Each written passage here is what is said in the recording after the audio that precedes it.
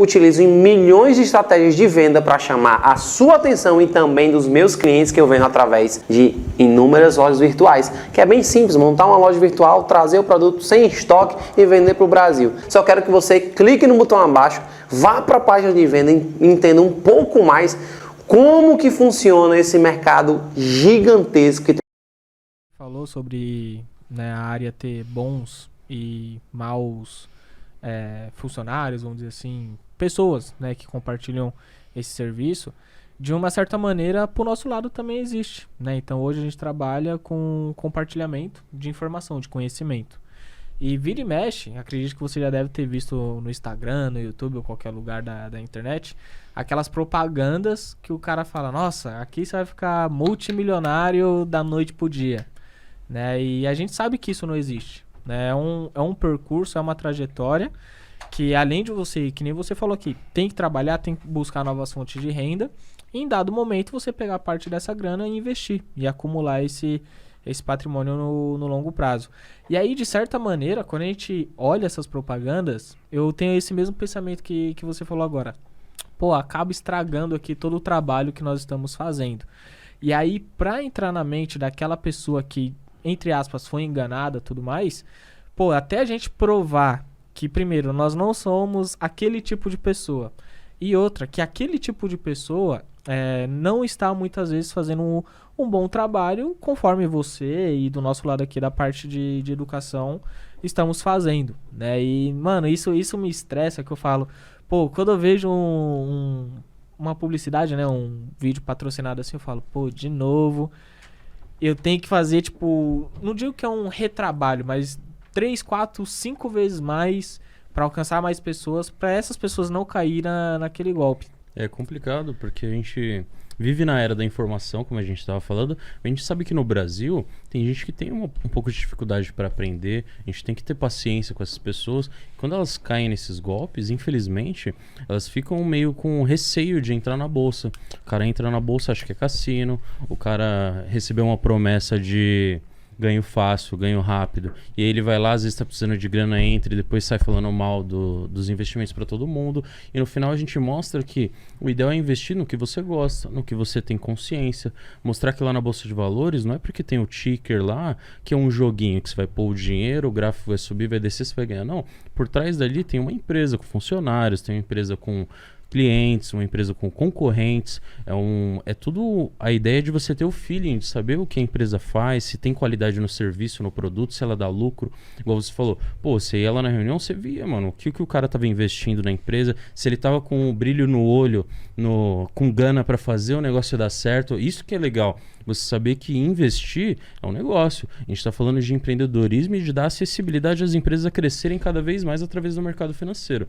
Então, realmente, eu entendo o lado de assessor que tem muita gente que não faz um bom trabalho e esse pouco acaba atrapalhando o pessoal que faz um ótimo trabalho e que faz as pessoas ganharem dinheiro, né? Esse ponto que você falou, né, da sua profissão, de assessor e tudo mais, eu já vi muita gente criticando, tá ligado? Só que eu sempre olho, né, com uma visão, uma ótica do seguinte, eu falo, pô, não dá pra gente generalizar profissão nenhuma, né?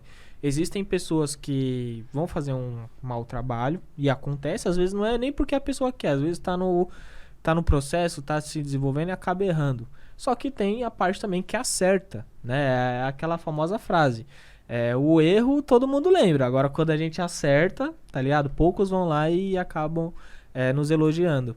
E aí o que eu queria saber agora, Luiz, é justamente assim, como que você se comporta em momentos de crise, né? Então, trazendo aqui 2 contextos, né? Tanto o 2008, né, relacionado à bolsa, e agora início de 2020, né, pandemia. Como que você olhou esses cenários, principalmente como que você conversou com seus clientes, que acredito que muitos ficaram desesperados, falando, mano, tô perdendo tudo agora, já era, mas como que você reage a esses momentos?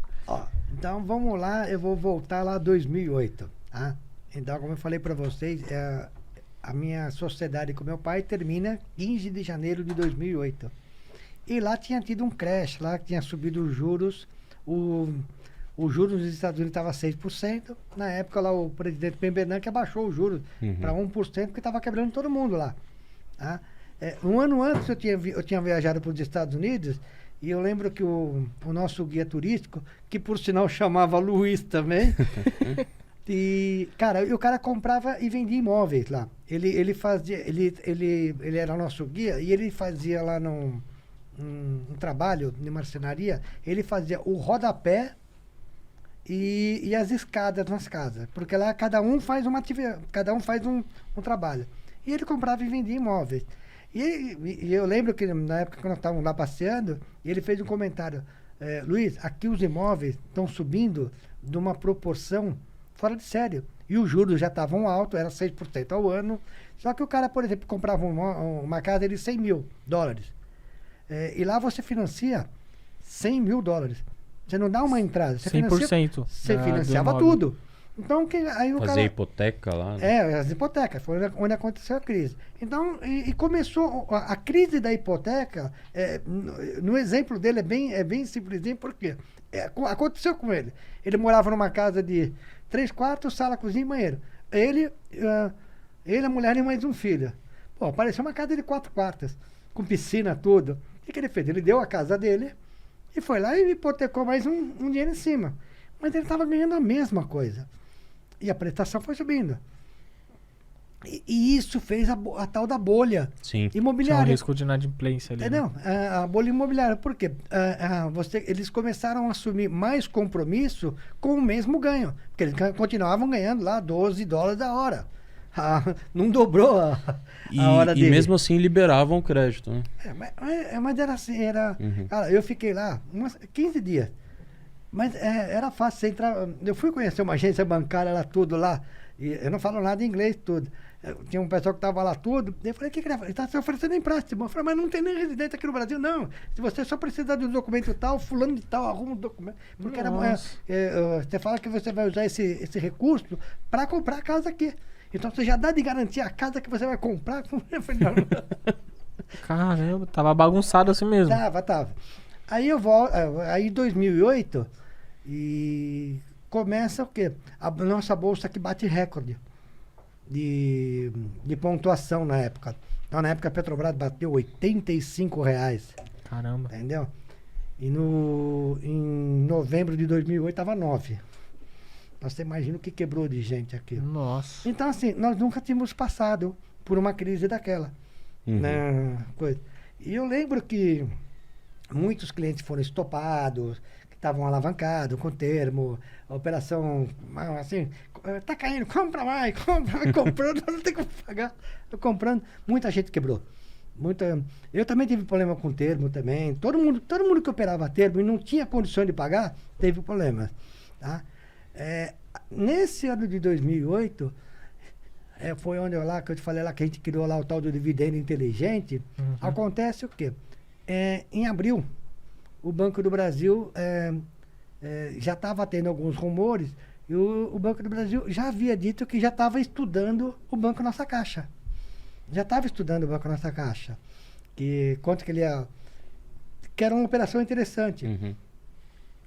Puta, aí veio a crise. Então, assim, o Banco do Brasil que custava... Era 30, era 60, virou 30, uma virou 2, então era 60, virou R$30, né? O Banco do Brasil veio para novembro de 2008 e custava R$10, entendeu?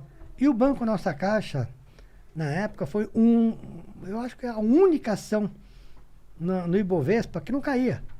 Por quê? Nossa. Tinha a chance do Banco do Brasil comprar. Uhum. Entendeu?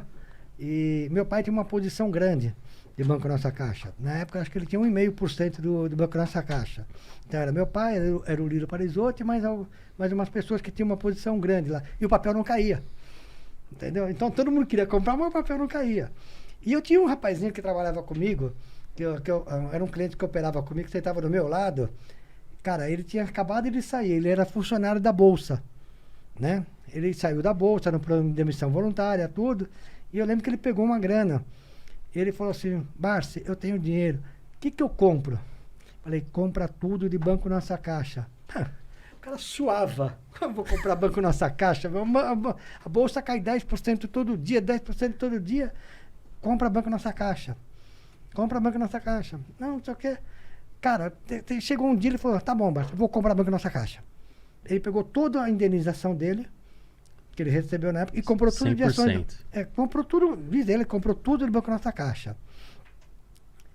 Cara, no dia 15, no dia 16 de novembro, o Banco do Brasil anuncia a compra do Banco Nossa Caixa. Então ele pagou, deu um prêmio, ele pagou 3 vezes mais o valor de patrimônio. Era mais ou menos assim na época, tá?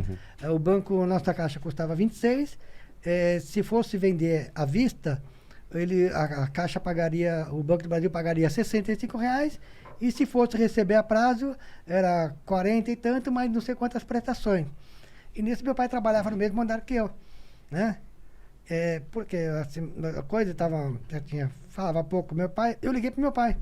Falei, eu posso ter errado a data, mas não o negócio. Então o Banco do Brasil comprou o Banco Nossa Caixa, porque o Unibanco também estava ruim na época, então o Banco do Brasil foi lá e comprou. Aí eu lembro que meu pai veio conversar comigo e tudo.